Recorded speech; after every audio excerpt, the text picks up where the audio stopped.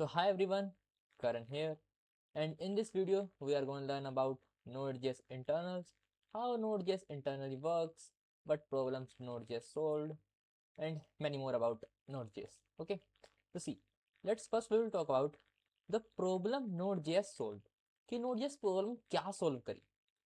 देखो, Node.js से पहले भी काफी सारे सर्वर्स थे like Apache and other servers, but उनमें दिक्कत क्या थी कि they are all multi threaded. Like अगर एक रिक्वेस्ट आई है हमारे पास तो सर्वर क्या करेगा, एक न्यू थ्रेड बनाएगा. सर्वर एक न्यू थ्रेड बनाएगा एंड अगर वो थ्रेड ने थोड़ा ज़्यादा टाइम ले लिया तो वो वहीं पे वेटिंग में अटक जाएगा. And if another request comes, अब एक और नई रिक्वेस्ट आई कर आई है तो क्या होगा, एक और नया थ्रेड बन जाएगा, एक और नया थ्रेड बन जाएगा. एंड ऐसे ही अगर मान लो थाउजेंड्स रिक्वेस्ट आ गई तो थाउजेंड थ्रेड्स बन जाएंगे. अब इन थ्रेड्स को मैनेज करना भी बहुत मुश्किल काम है. तो ये प्रॉब्लम थी हमारे पास Node.js से पहले. ठीक है, तो ये प्रॉब्लम थी हमारे पास Node.js से पहले. तो how Node.js solve it. Node.js ने क्या किया, जैसे एक रिक्वेस्ट आई, Node.js हमें पता है कि जावास्क्रिप्ट क्या है, सिंगल थ्रेडेड है.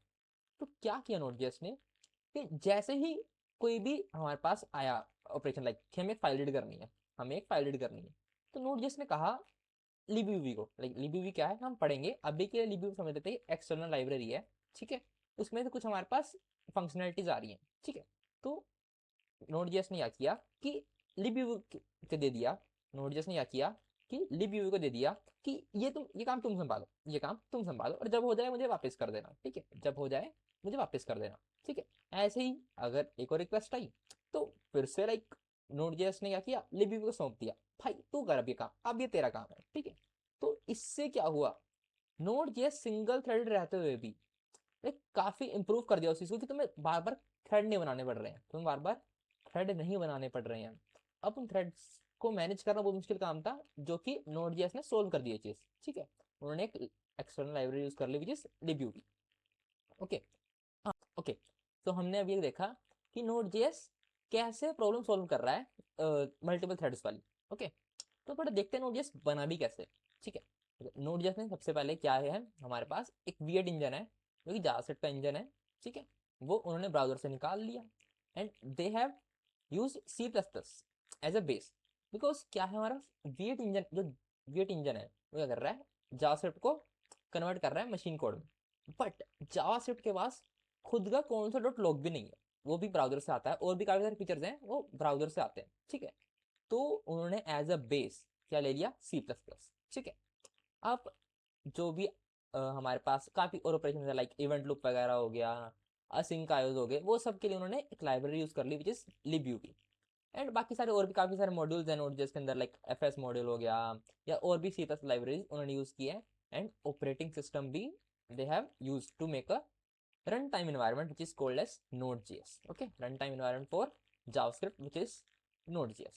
Okay, तो अभी तक की कहानी हमें क्लियर है कि हमने क्या क्या पढ़ा, कि Node.js ने क्या प्रॉब्लम सोल्व की, कैसे प्रॉब्लम सोल्व की, एंड Node.js बना कैसे है, लाइक क्या क्या यूज किया है Node.js के अंदर उन्होंने. ठीक है, okay. Now let's move to, थोड़ा और पढ़ते हैं कि Node.js की हर एक लेयर कर क्या रही है. देखो, जो V8 का V8 इंजन है वो गूगल द्वारा बनाया गया. Okay, written in C plus plus, converts your JavaScript into machine code. क्या करता है, जावास्क्रिप्ट कोड को मशीन कोड में कन्वर्ट करता है. और क्या टास्क करता है, provide call stack executes your JS line by line. जो V8 इंजन है वो क्या कर रहा है, कॉल स्टैक प्रोवाइड कर रहा है, मेमोरी भी यही मैनेज कर रहा है. तो ये सब काम कर रहा है हमारा ये V8 engine. Okay, V8 engine your JS code compiles it, machine code and CPU executes, ये सारे कोड को सीपीयू एग्जीक्यूट करता है. अब हमने एक लाइब्रेरी पढ़ी लिब्यूवी, हमने अभी नाम सुना लाइब्रेरी का, लिब्यूवी. ठीक है, तो लिब्यूवी क्या कर रही है, सी में लिखी हुई है. ठीक है, प्रोवाइड्स अ इवेंट लूप, ये करती है इवेंट लूप प्रोवाइड करती है. क्या होता है इवेंट लूप, समझेंगे अभी. ठीक है, provides a thread pool for heavy operations. क्या करती है, थ्रेड्स प्रोवाइड करती है हैवी ऑपरेशंस के लिए. हमने ऊपर अभी देखा था कि कोई भी इनपुट आउटपुट ऑपरेशन आ रहा था, Node.js ने क्या किया था, लिब्यूवी को दे दिया कि लिब्यूवी आप संभालो ये काम. तो वो काम कैसे हो रहा है, इन थ्रेड पूल्स की मदद से हो रहा है. ये भी समझेंगे कैसे हो रहा है, समझेंगे. ठीक है, and next we have handle all async I operation. सारे के सारे जो भी असिंक्रोनस इनपुट आउटपुट ऑपरेशंस हैं, वो भी कौन हैंडल कर रहा है, libviewty के थ्रू हैंडल हो रहे हैं वो भी, ठीक है। तो ये सब काम था हमारा libviewty का। ऐसे ही और भी काफ़ी सारी फंक्शनलिटीज़ हैं हमारे पास, जो कुछ ना कुछ लाइब्रेरी से ली गई हैं। तो ये सब चीज़ें, ठीक है। तो ऐसे हमारे पास क्या है, हमारा जो नोड जेएस है वो बिल्ट हुआ है, और ये सारी लेयर्स वगैरह नोड जेएस यूज़ करता है, ओके। अब थोड़ा सा ना नोड जेएस का आर्किटेक्चर के बारे में समझते हैं, like how node JS works, node JS काम कैसे करता है। हम अपने टर्मिनल में कमांड रन करते हैं नोड इंडेक्स डॉट जेएस, तभी हमारा जो नोड जेएस है हमारी फाइल को एग्जीक्यूट करता है, ठीक है। Index dot JS is file name, ठीक है, वो कुछ भी हो सकता है। तो जैसे हम ये कमांड रन करते हैं क्या होता है, सबसे पहले एक प्रोसेस बनता है, सबसे पहले एक प्रोसेस बनता है, this is the whole process, एक प्रोसेस बनता है हमारे पास, ठीक है। फिर क्या होता है, एक मेन थ्रेड, हमें पता है जावास्क्रिप्ट क्या है, सिंगल थ्रेड है, सब कुछ एक ही थ्रेड बना है, main thread, and this is that main thread, okay. सबसे पहले क्या होगा, जो हमारा टॉप लेवल कोड है वो एग्जीक्यूट होता है हमारे पास। सबसे पहले क्या होता है, हमारा टॉप लेवल कोड एग्जीक्यूट होता है। अब टॉप लेवल कोड के अंदर क्या क्या आता है, हमारे variables, console dot log, if else, for loops, ये सब क्या है, टॉप लेवल कोड है, ये सारा क्या है, टॉप लेवल कोड है। सबसे पहले ये एग्जीक्यूट होगा हमारा, ओके।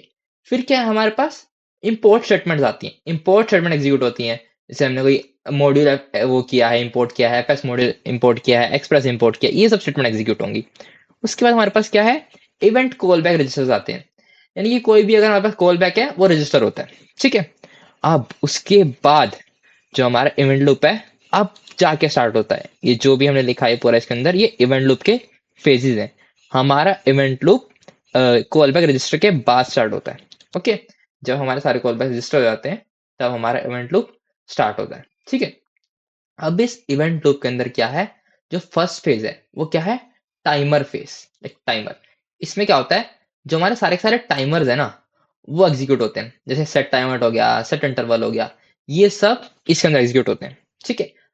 उसके बाद हमारे पास आता है एक पेंडिंग कॉल बैक फेज।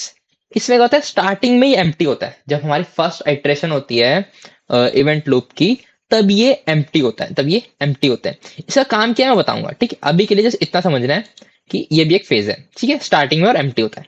फिर हमारे पास है आईओ पोलिंग। आईओ पोलिंग मतलब इनपुट आउटपुट पोलिंग। अगर तुम्हें कोई फाइल रीड करनी है, कुछ आउटपुट ऑपरेशन परफॉर्म करना है, तो वो सारा होता है इनपुट आउटपुट पोलिंग के अंदर, ठीक है, वो सब कुछ होता है इनपुट आउटपुट पोलिंग के अंदर।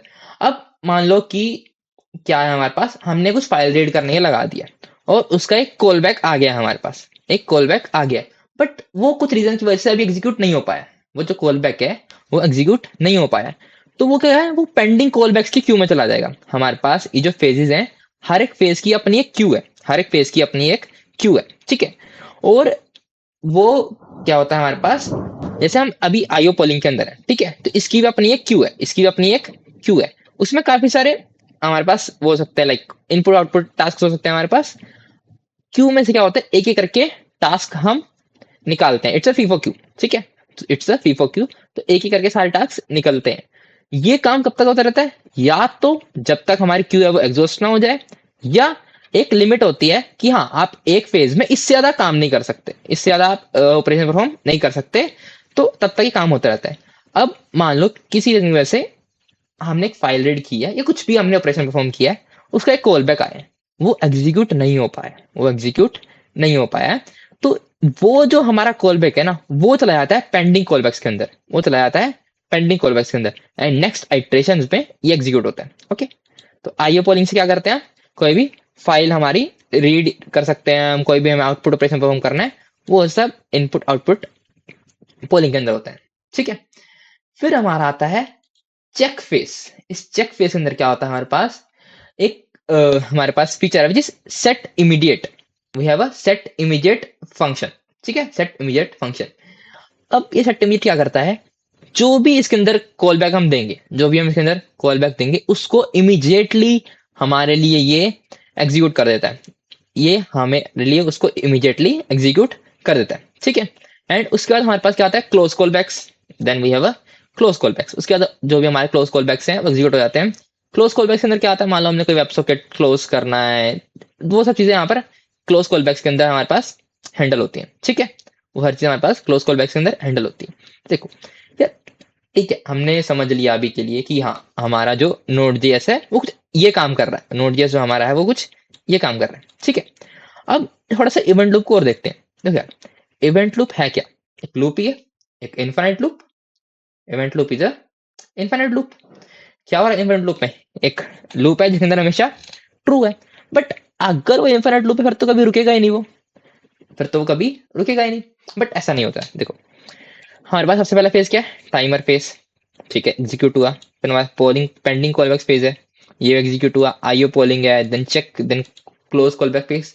अब जब ये सारे फेज एग्जीक्यूट हो चुके हैं वन टाइम, नोट जैसे करता है, चेक करता है कि कोई टास्क पेंडिंग पड़ा है क्या, कोई टास्क पेंडिंग पड़ा है।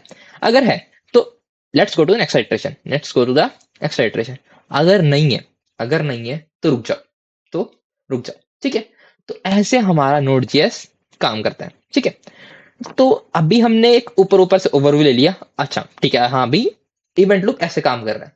अब ना कुछ कोड फाइल्स के थ्रू, कुछ कोड फाइल्स के थ्रू समझते हैं कि हमारा नोड जेएस कैसे काम कर रहा है, ठीक है। हमने देखा कि ये कुछ फेजेस हैं। सबसे पहले टाइमर फेज एग्जीक्यूट हो रहा है, फिर पेंडिंग कॉल बैक्स, फिर IO polling, then check phase, then close callbacks, ठीक है। ये सब हमारे फेज एग्जीक्यूट हो रहे हैं। अब इनको थोड़ा कोड के थ्रू समझने की कोशिश करते हैं। Okay, let's go to our VS code and firstly we will see this code. Okay, तो हमारे पास अभी के लिए एक कोड है जिसमें हमने फर्स्ट लाइन में जस्ट एक हमारे पास क्या है, इंपोर्ट स्टेटमेंट है। Here we have a console dot log and ये हमें फाइल रीड कर रहे हैं, एक फाइल रीड कर रहे हैं। It is a input operation, it is a input operation ना, हमने पढ़ा था आईओ पोलिंग। तो यहाँ पे ये क्या है, एक इनपुट ऑपरेशन है। Okay, and then we have a set time out. हमारे पास क्या है, सेट टाइम आउट है, and then set immediate. Okay, तो देखो, चलो इसका ना आउटपुट गेस करने का ट्राई करते हैं, इसका हम आउटपुट गेस करने का ट्राई करते हैं, ठीक है। देखो, सबसे पहले क्या होगा हमारे पास, टॉप लेवल कोड एग्जीक्यूट होगा। जैसे मैं रन करूंगा टॉप लेवल कोड एग्जीक्यूट होगा। टॉप लेवल कोड कौन सा है? This is console dot log हाय। एक काम करते हैं, अभी के लिए एक console log हम यहाँ भी लगा देते हैं। तो क्या आएगा, हाय हाय। तो ये क्या है, हमारा टॉप लेवल कोड है, ये एग्जीक्यूट हो गया दो टाइम्स हाय। उसके बाद हमारा क्या होगा, इंपोर्ट स्टेटमेंट एग्जीक्यूट होंगी। हमारी इंपोर्ट स्टेटमेंट एग्जीक्यूट हो गई। उसके बाद जो इवेंट लूप है वो स्टार्ट हो जाएगा। उसके बाद जो इवेंट लूप है हमारा स्टार्ट हो जाएगा, ठीक है। इवेंट लूप से पहले क्या चेक करता है, timers. Set time out is a time, ठीक है। तो इसका टाइमर हमारे पास क्या हो चुका है, पहले ही स्टार्ट हो चुका था। इसका टाइमर हमारे पास पहले ही स्टार्ट हो चुका था।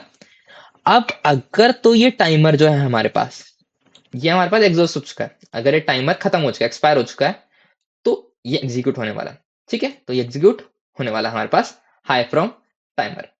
अगर इसका टाइमर एग्जीक्यूट नहीं हुआ होगा, अगर इसका टाइमर जो है एग्जॉस्ट नहीं हुआ होगा, खत्म नहीं हुआ होगा, तो एग्जीक्यूट नहीं होने वाला है, ठीक है। ओके, बट अभी के लिए हमने इसका जो हमारे पास टाइमर है वो 0 सेकेंड दिया, तो हम एक्सपेक्ट करते हैं कि ये एग्जीक्यूट हो गया होगा, इसका जो टाइमर है वो खत्म हो गया होगा।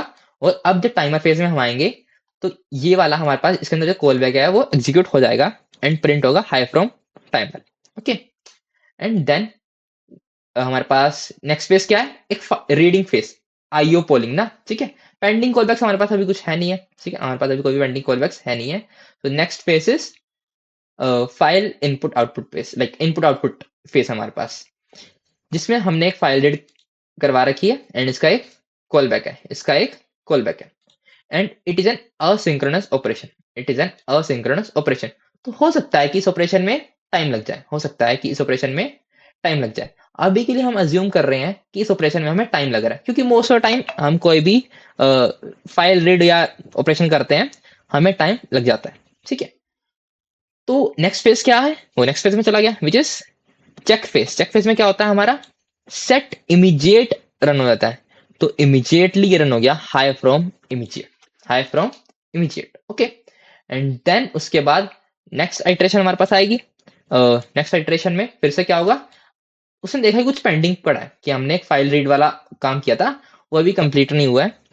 तो अब दिस टाइम हम सपोज कर लेते हैं कि वो ऑपरेशन कंप्लीट हो गया है, तो ये कॉल बैक क्या हमारे पास रन हो गया, which is this this callback, file patching completed, ठीक है। तो अभी इस कोड को रन करते हैं, अभी इस कोड को हम रन करते हैं। node1.js। ओके, सी अभी हमारे पास कोड रन हुआ है और कुछ आउटपुट्स आए। आउटपुट्स क्या आया? 2 times high which is a top level code, बहुत सही। बट सी है hi from immediate, high from immediate, उसके बाद आया हाई फ्रॉम टाइमर। बट हमने तो यहाँ पे देखा था कि टाइमर पहले एग्जीक्यूट होते हैं, टाइमर पहले एग्जीक्यूट होते हैं, और इसका तो टाइमर भी 0 है, इसका तो टाइमर भी 0 है, तो ये वाला पहले एग्जीक्यूट होना चाहिए था ना, सेट टाइम आउट। बट पहले क्या एग्जीक्यूट हुआ है? इमीडिएट, देन टाइमर हुआ है। एंड फाइल फैचिंग कंप्लीटेड में क्या हुआ है हमारे पास? इसने थोड़ा टाइम लिया। देखो मैंने अभी बताया पहले कि read file is asynchronous operation, it takes time, तो ये दैट्स वाई लास्ट में आया, because it's a time taking task. Okay, ठीक है। बट ये टाइमर वाला क्यों बाद में आया इमीडिएट से? क्योंकि टाइमर फेज तो हमारा पहले है, टाइमर फेज तो हमारा पहले है, तो ये वाला आना चाहिए। देखो इसके दो रीजन है, ऐसे दो रीजन हो सकते हैं। हमारे पास क्या होता है, लाइक क्या कोई सेंस बनता है किसी भी कॉल बैक को 0 मिली सेकेंड पे रन करने का? लाइक 0 मिली सेकेंड पे तो सिंक्रोनस ही हो गया ना, कि इमीडिएटली रन कर दो, उसी टाइम रन कर दो, उसी टाइम रन कर दो। तो हमारे पास क्या है, ये सेट टाइम आउट है ना, सेट टाइम आउट 0 देने का मतलब क्या होता है कि इस ऑपरेशन को आप फ्यूचर में करना, इस ऑपरेशन को आप फ्यूचर में करना, ठीक है। बट हमारे पास क्या है, सेट टाइम आउट का ना एक मिनिमम थ्रेशोल्ड होता है, सेट टाइम आउट का एक मिनिमम थ्रेशोल्ड होता है। जब हमने यहाँ पे लिखा है 0 सेकेंड, जब हमने यहाँ पे लिखा है 0 सेकेंड, तो ये 0 सेकेंड में एग्जीक्यूट नहीं होता है, it takes minimum 1 millisecond, it takes minimum 1 millisecond, ठीक है। तो अगर हम इस कोड को बार बार रन करते आएंगे ना, तो कभी कभार आपको देखने को मिलेगा हाई फ्रॉम टाइमर पहले, इमीडिएट से पहले आपको हाई फ्रॉम टाइमर देखने को मिलेगा। देखो क्या होता है, हमारा जो इवेंट लूप है ना, वो भी स्टार्ट होने में थोड़ा टाइम लेता है, वो भी स्टार्ट होने में थोड़ा टाइम लेता है। अगर तो जो उसने टाइम लिया है वो 1 मिली सेकेंड से कम है, वो 1 मिली सेकेंड से कम है, तो मतलब ये वाला टाइमर एक्सपायर, ये वाला टाइम आउट है, ये एक्सपायर नहीं हुआ है, ये एक्सपायर नहीं हुआ है। तो हमें इमीडिएट देखने को मिलेगा टाइमर से पहले, ठीक है, हमें इमीडिएट देखने को मिलेगा टाइमर से पहले। बट अगर इवेंट लूप ने स्टार्ट होने में 1 मिली सेकेंड से ज्यादा ले लिया, 1 मिली सेकेंड से ज्यादा ले लिया, तो ये टाइमर एग्जीक्यूट होने वाला है हमारे पास पहले।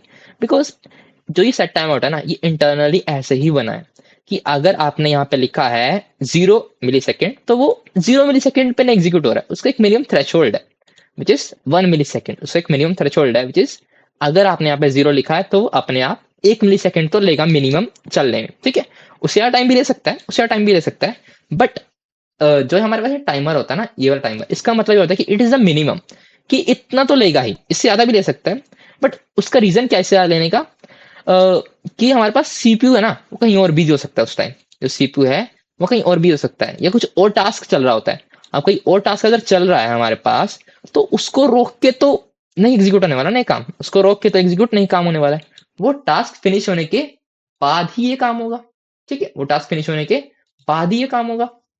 सो दैट्स वाई जो हमारे पास ये रिजल्ट्स है ना, ये थोड़े से वेरी करते हैं। You can not predict this thing कि जो हमारा टाइमर पहले चलेगा या इमीडिएट पहले चलेगा, जब आपने इसको हमारे मेन मॉड्यूल के अंदर लिखा है, यानी कि आपने यहाँ पे सबसे ऊपर लिखा है, ठीक है, तो आप इस चीज को प्रोडिक्ट नहीं कर सकते हो।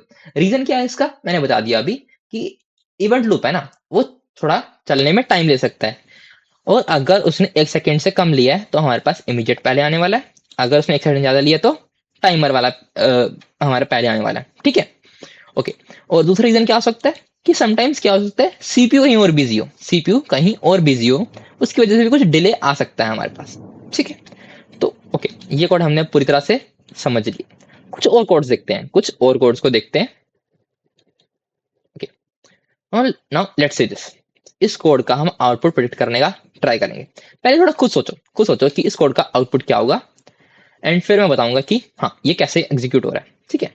देखो फर्स्ट लाइन हमारे पास क्या है, सबसे पहले क्या एग्जीक्यूट होता है, टॉप लेवल कोड, सबसे पहले क्या एग्जीक्यूट होता है, top level code which is this one. कौन सा लोग है, तो सबसे पहले तो हाई प्रिंट होने वाला है, कोई डाउट ही नहीं है, कोई डाउट ही नहीं है। अब उसके बाद हमारे पास क्या है, हमारी इंपोर्ट स्टेटमेंट एग्जीक्यूट हो जाएगी, ठीक है। अब क्या होगा, अब हमारे पास क्या है, एक आईओ ऑपरेशन है, एक रीड फाइल ऑपरेशन है। अब हमें पता है it's a time taking process, it's a time taking process. तो ठीक है, अब मान लो कि इसने कुछ टाइम ले लिया, ये कुछ टाइम ले रहा है, तो हम नेक्स्ट फेज में जाएंगे, विच इज चेक फेज। तो अभी इस कॉल बैक के अंदर लिखा हुआ है set time at set immediate, इसके बाद तो कुछ भी नहीं है। तो वो अगेन घूम फिर के हमारे पास क्या आ जाएगा, आईओ फेज में आ जाएगा, आईओ फेज में। अब हम मान लेते हैं कि ये कंप्लीट हो गया, अब हम मान लेते हैं कि ये कंप्लीट हो गया। तो सबसे पहले तो प्रिंट होने वाला है console dot log file फैचिंग completed, file फैचिंग complete हमारे पास प्रिंट होने वाला है। उसके बाद क्या प्रिंट होगा, क्या उसके बाद टाइमर प्रिंट होगा या इमीडिएट प्रिंट होगा? देखो हमारे पास क्या होता है, आईओ फेस के बाद क्या आता है हमारा चेक फेस, हमारा चेक फेस। तो चेक फेस में क्या होगा, सेट इमीडिएट वाला कोड रन होता है, सेट इमीडिएट वाला कोड रन होता है। ये जो टाइमर वाला कोड है ना, ये नेक्स्ट आइटरेशन में रन होगा। ठीक है, वो मैटर ही नहीं करता है कि एग्जॉस्ट है या नहीं, कि इसका टाइमर खत्म हो चुका है या नहीं, ये नेक्स्ट फेज में ही रन होगा, ये नेक्स्ट फेज में ही रन होगा।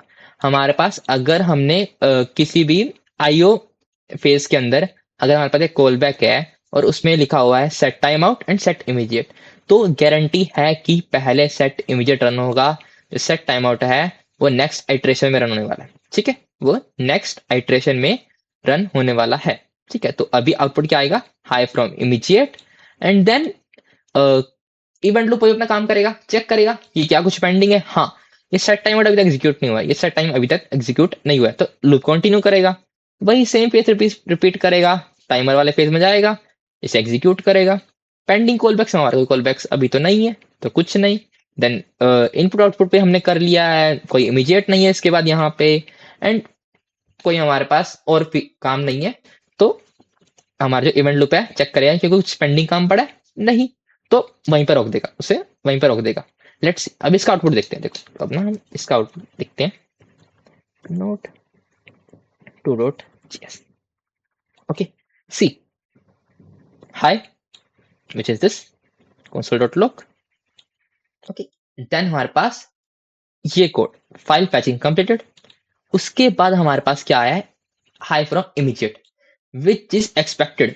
वाई, बिकॉज हमारे पास इनपुट आउटपुट फेज के बाद क्या होता है, इमीडिएट ही आएगा, चेक फेज हमारे पास आता है। तो चेक फेज में क्या होता है, सेट इमीडिएट हमारा एग्जीक्यूट होता है। ओके, एंड उसके बाद ये सेट टाइम आउट भी, इसका टाइमर स्टार्ट हो चुका है, इसका टाइमर स्टार्ट हो चुका है, ये बेशक एग्जीक्यूट हो गया, बेशक ये एग्जीक्यूट नहीं, बेशक ये एग्जॉस्ट हो गया, इसका टाइमर एग्जॉस्ट हो गया, बट ये चलने तभी वाला है जब इसका फेज आएगा, जब नेक्स्ट इटरेशन में। ओके, तो आई होप ये कोड भी समझ आएगा। बट जो हमने पिछले वाला कोड देखा था ना, जहां हमने सेट टाइम आउट और सेट इमीडिएट ये दोनों को हमने मेन मॉड्यूल में लिखा हुआ था, मेन मॉड्यूल में लिखा हुआ था। ठीक है, तो यहाँ पे कोई गारंटी नहीं है कि कौन सा पहले चलेगा कौन सा बाद में। अगर आप इस कोड को बार बार रन करते रहोगे ना, तो चांसेस है कि आपको स्विच देखने को मिलता रहे, आपको स्विच देखने को मिलता रहे, समटाइम्स कुछ और ऊपर आ जाए, समटाइम्स कुछ और ऊपर आ जाए, ये चांसेस है हमारे पास। ठीक है, लेट मी सी, अगर एक काम करते हैं, हम ये दोनों लाइंस को ना कमेंट आउट करते हैं, एंड लेट्स सी, इस लाइन को कमेंट आउट कर देते हैं, and I will try to show you कि वो आउटपुट आ रहा है कि नहीं। Okay sorry, let me comment also comment out this, let's see. देखो अब क्या हुआ हमारे पास, टाइमर पहले आ गया, अब टाइमर पहले आ गया, बट अभी तक हमने क्या देखा था कि अगर हम इस कोड को रन कर रहे हैं तो इमीडिएट पहले आ रहा था, इमीडिएट पहले आ रहा था। तो इसका रीजन वही है कि इवेंट लूप स्टार्ट होने में थोड़ा टाइम ले सकता है, and this is not exactly 0 second, इस वाले कोड को थोड़ा एग्जीक्यूट होने में टाइम लग सकता है। क्यों, because this is not exactly 0 second, it is a minimum threshold, कि हाँ 0 सेकेंड के बाद, 0 मिली सेकेंड के बाद, sorry I am saying seconds, it's not second, it is millisecond. इसका जो मिनिमम थ्रेशोल्ड है, ये 0 अगर हमने लिखा है तो इंटरनली 1 मिली सेकेंड हो जाता है अपने आप। ठीक है, ये चीज है हमारे पास। Okay, let's see again to this. ठीक है, तो अब ये टाइमर आ रहा है, but it is non deterministic, you can't predict this कि टाइमर ही आएगा हर बार, इमीडिएट भी आ सकता है, टाइमर भी आ सकता है। रीजन क्या है, कुछ डिले की वजह से। ठीक है, तो let's close this code now, let's close this code.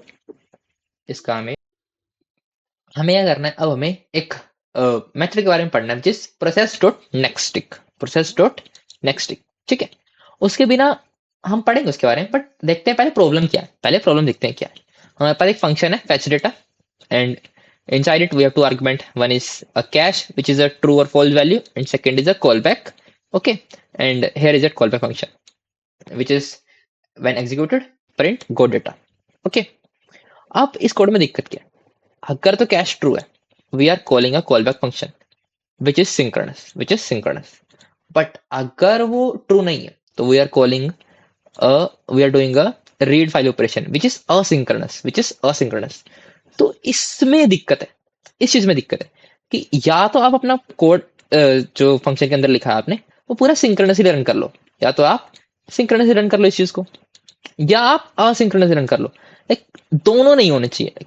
कुछ कोड आपका क्या हो रहा है, सिंक्रोनस हो रहा है, कुछ असिंक्रोनस हो रहा है, इसमें दिक्कत है, इस चीज में दिक्कत है हमारे पास. ठीक है, तो इस कोड का अगर आउटपुट एनालाइज करें, हम अभी इस कोड का आउटपुट एनालाइज करते हैं. ठीक है,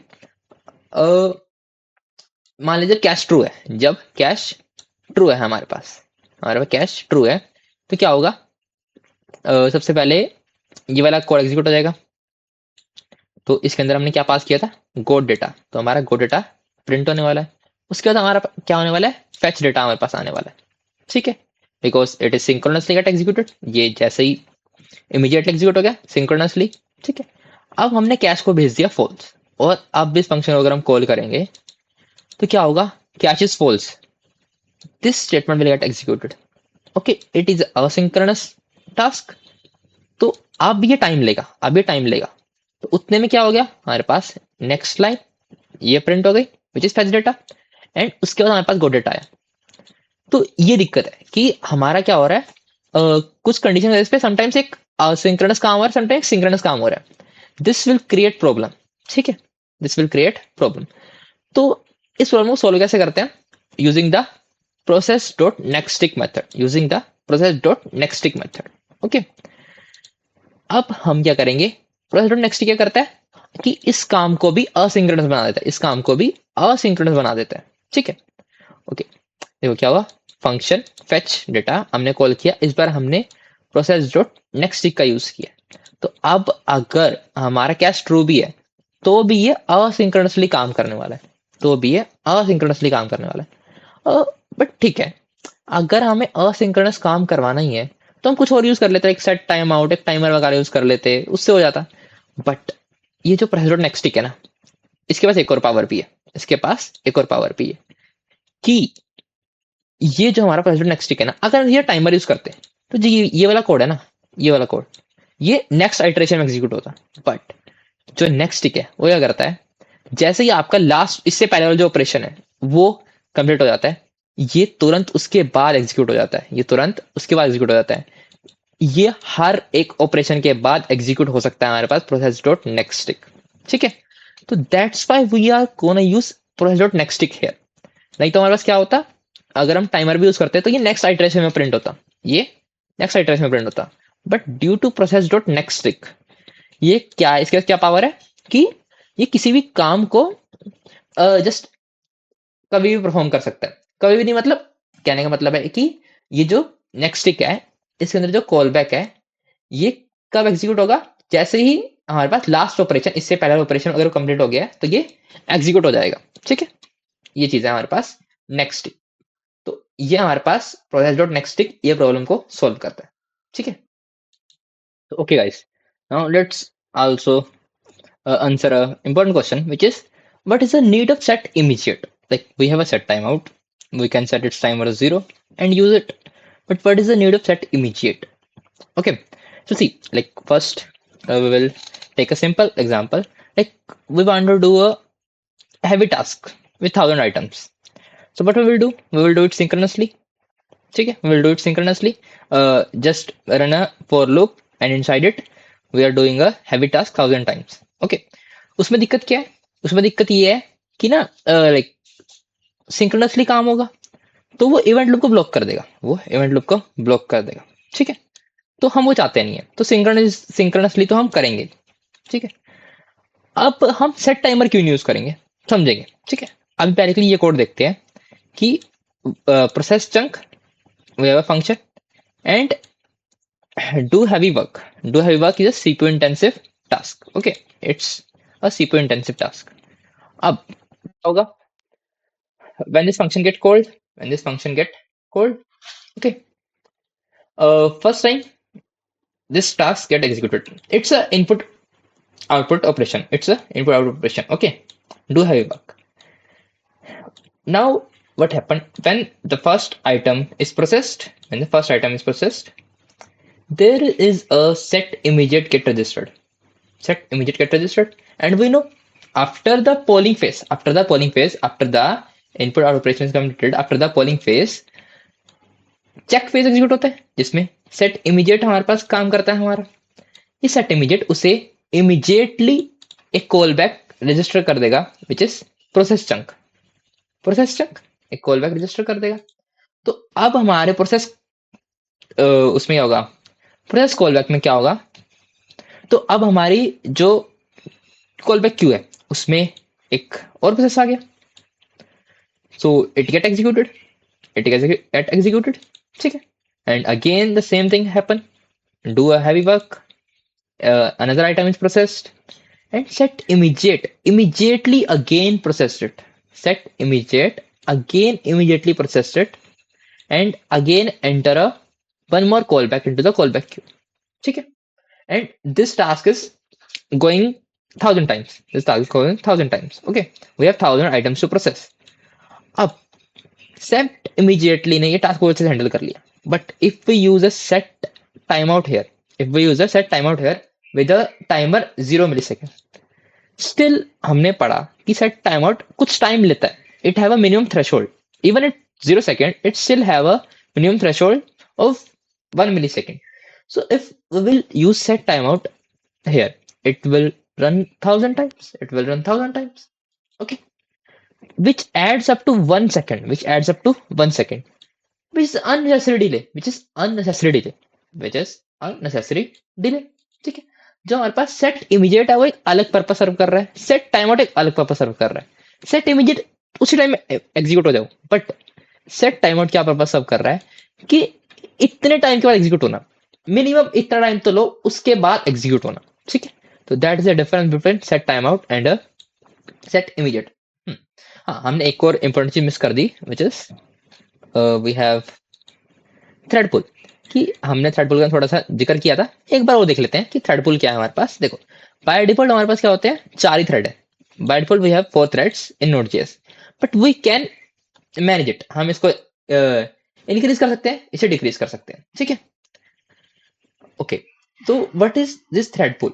ये थ्रेड पुल है क्या, लाइक कोई भी, अगर हमें पता है कि जावास्क्रिप्ट मेन सिंगल थ्रेडेड है, तो अगर कोई भी असिंक्रोनस टास्क है, कोई भी असिंक्रोनस टास्क है, कुछ सीपीयू इंटेंसिव टास्क है, तो जावास्क्रिप्ट उसे खुद नहीं करती है, जावास्क्रिप्ट उसे खुद नहीं करती है, उसे लिब्यूवी को दे देती है।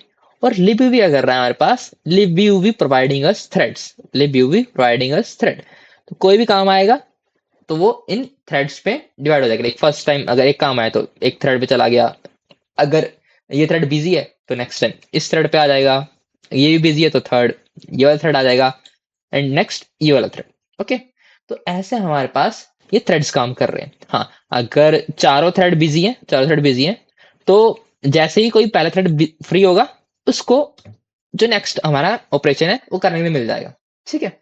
तो ऐसे हमारे पास जो ये थ्रेड्स हैं ये काम करते हैं, ठीक है। तो आई होप ये वीडियो से आप सबको नोड.जेएस का जो इंटरनल वर्किंग है वो समझ में आए होंगे, and thank you for watching the video, bye bye guys.